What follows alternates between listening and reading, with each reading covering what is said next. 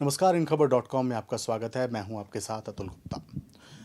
बात कर रहे हैं जेएनयू की। जेएनयू जवाहरलाल नेहरू विश्वविद्यालय, जहां पर छात्र जो है अपनी मांग कर रहे हैं रोल बैक के लिए।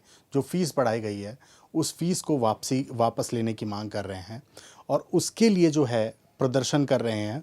सोमवार को प्रदर्शन हुआ। इन लोगों ने संसद मार्च तक जाने की कोशिश की और इस दौरान पुलिस ने लाठीचार्ज किया और बर्बर तरीके से एक ऐसा चेहरा पुलिस का नज़र आया जो किसी, कह सकते हैं कि एक वहशी चेहरा पुलिस का, जिसने सिर्फ लाठियां बरसानी शुरू कर दी और किसी को नहीं देखा, चाहे वो लड़की है, चाहे वो लड़का है, चाहे वो दिव्यांग है, किसी को नहीं बख्शा। हमारे साथ शशि भूषण हैं जो इस पूरे प्रोटेस्ट के दौरान उस मार्च में शामिल थे और दिल्ली पुलिस की जो पिटाई है वो इनके शरीर पे इतनी बुरी तरह ज़ख्म लगे हैं कि ये अभी ठीक से बैठ भी नहीं पा रहे हैं।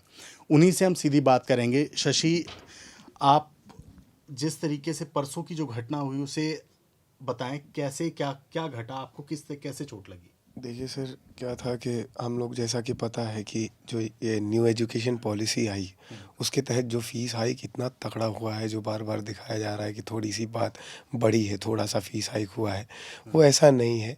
ये समझ लीजिए कि जेएनयू आज के आगे के कुछ दिनों में एक ऐसी यूनिवर्सिटी होगी जो सबसे ज़्यादा पैसे जिनमें जिनमें पढ़ने के लिए लगेगा, सबसे ज़्यादा पैसा। इसके खिलाफ हम एक आवाज़ उठा रहे हैं और जेएनयू को लेके ही नहीं, जेएनयू के बाहर हमारी ये मांग है कि शिक्षा is not education is not a commodity. आप उसको बेचिए मत। और इसको लेके जो हम प्रोटेस्ट कर रहे थे और वहाँ पे जिस तरह से पुलिस वहाँ पे हमें पकड़ी है, जो वहाँ पे रात में स्ट्रीट लाइट्स बंद करके महिलाओं को मारा, महिलाओं के साथ मोलेस्टेशन किया, ब्लेड मारा, महिलाओं को पिन मारा, इवन बाथरूम में पब्लिक टॉयलेट्स में जाके महिलाओं के बाल पकड़ के मेल गार्ड बाहर लेगा के मारे। और मेरे साथ जो हुआ वो एकदम अजीब सा था।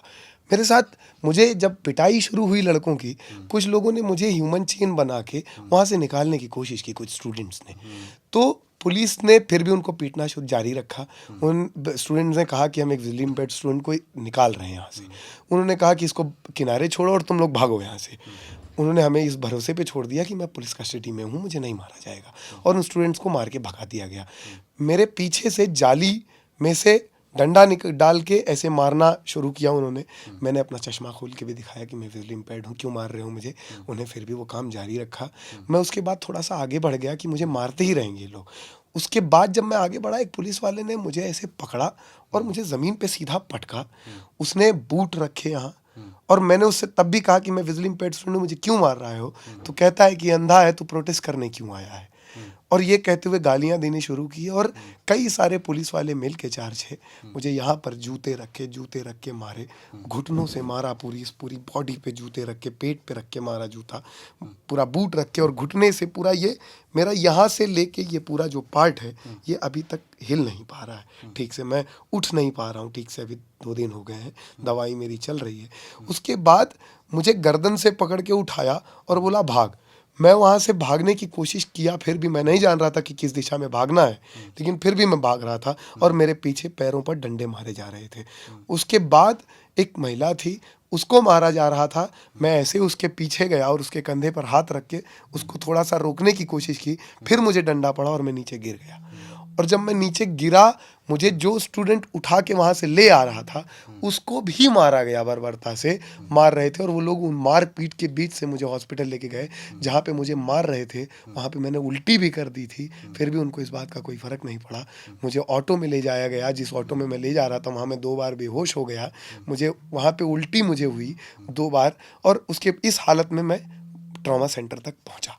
तो जब पुलिस वाले आपको मार रहे थे तो आपने उनसे कहा नहीं कि मुझे क्यों मार रहे हो, मैं देख नहीं सकता? और उन्होंने, आपने उनसे रिक्वेस्ट नहीं की कि मुझे छोड़ दो, चश्मा हटा दिया। जी। मैंने ये बार बार कहा कि मुझे क्यों मार रहे हो, मैं विजुअली इम्पेयर्ड स्टूडेंट हूँ, इस तरह से ना मारो। उन्होंने कहा कि अंधा है तो प्रोटेस्ट में क्यों आया, जो बात साहब अरुणा गोस्वामी साहब कर रहे हैं बैठकर। अरुणा गोस्वामी ये कह रहे हैं कि वो ब्लाइंड स्टूडेंट की क्या ज़रूरत थी प्रोटेस्ट में जाने की। अधिकार मांगना कोई गुनाह नहीं है। हम अधिकार मांग रहे हैं अपने। और हम ये चीज़ देख रहे हैं कि अगर आज अधिकार नहीं मांगेंगे तो ये शिक्षा जैसे और सारी चीज़ें बेच दी जा रही हैं देश में, वैसे ही शिक्षा भी बेच दी जाएगी। उसके बाद हम किसी से कुछ नहीं मांग पाएंगे। इस पूरे वाक्य को अगर मैं बोलूं तो कैसे देखते हैं? मैं सर देखिए, आज भी एक विजुअली इम्पेयर्ड स्टूडेंट पिट गया और मेरी जगह कोई भी वहाँ होता तो वो पिट जाता। वहाँ ये नहीं देखा जा रहा था कि कौन क्या है। वहाँ बस देखिए, हमारी जो पुलिस है या स्टूडेंट है वो इसी समाज से आते हैं, उनको यही बताया गया कि ये देशद्रोही हैं, इनको मारो। और वो स्टूडेंट्स को नहीं मार रहे थे, वो देशद्रोहियों को मार रहे थे जिस तरह से वो मार रहे थे। उसके बाद भी कुछ मीडियाज़ और सरकार के कुछ लोग कह रहे हैं कि अर्बन नक्सल हैं, अर्बन नक्सलियों को मारा गया वहाँ पे। मीडियाज़ भी यही दिखा रहे हैं कुछ कुछ। और अब अफसोस होता है कि देश जब कहता है कि इतना सेंसिटाइज हैं लोग, सरकारें इतनी सेंसिटाइज्ड हैं, उस समय आप आदेश देते हैं और इस तरह से मारा जाता है। उसके बाद सरकार का एक आदमी खड़ा होकर कहता है कि अर्बन नक्सल्स को मारा गया है। सरकार, मीडिया एक खड़ा होकर कहती है कि ये लोग उपद्रवी हैं जिन्हें मारा गया है। प्रोटेस्ट करना उपद्रव करना बना दिया गया है। और इसी देश का एक महान राइटर लिखता है, प्रेमचंद्र, कि प्रोटेस्ट करने का मतलब हुड़दंग करना नहीं होता है। प्रोटेस्ट करने का मतलब होता है अपने ज़िंदा होने का सबूत देना कि आप जी रहे हैं और जो बातें आपसे कही जाएंगी बिना तर्क के आप वो बात स्वीकार नहीं करते, इसलिए आप प्रोटेस्ट करते हैं। तो प्रोटेस्ट करना देश के हर नागरिक का अधिकार है। शिक्षा पाना देश के हर नागरिक का अधिकार है। रोज़गार पाना इस देश के हर नागरिक का अधिकार है। आज स्किल इंडिया के नाम पर हमें दोना पत्तल बनाया जाना सिखाया जा रहा है। लड़कियों को एजुकेशन देने के बजाय उनको मेकअप करना सिखाया जा रहा है कि शादियों में जाकर मेकअप करके पैसा कमाएं। इस तरह से रोज़गार नहीं, इसको रोज़गार नहीं कहते हैं। रोज़गार सरकार इंश्योर करती है, शिक्षा सरकार इंश्योर करती है। और जिन देशों का आप हवाला देते हैं, अमेरिका और पता नहीं क्या क्या यूरोप की यूनिवर्सिटीज़, जाके देखिए वहाँ शिक्षा बेची नहीं दी जाती है। आपके पास मूर्ति बनाने के लिए 30,000 करोड़ रुपए होते हैं।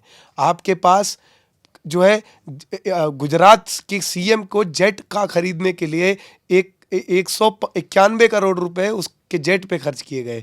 1200 करोड़ रुपए आप एडवर्टीजमेंट पे खर्च करते हैं। गवर्नमेंट, मोदी गवर्नमेंट खर्च करती है 1200 करोड़ रुपए एडवर्टीजमेंट पे, लेकिन आपको शिक्षा को पर खर्च करने के लिए पैसे नहीं है।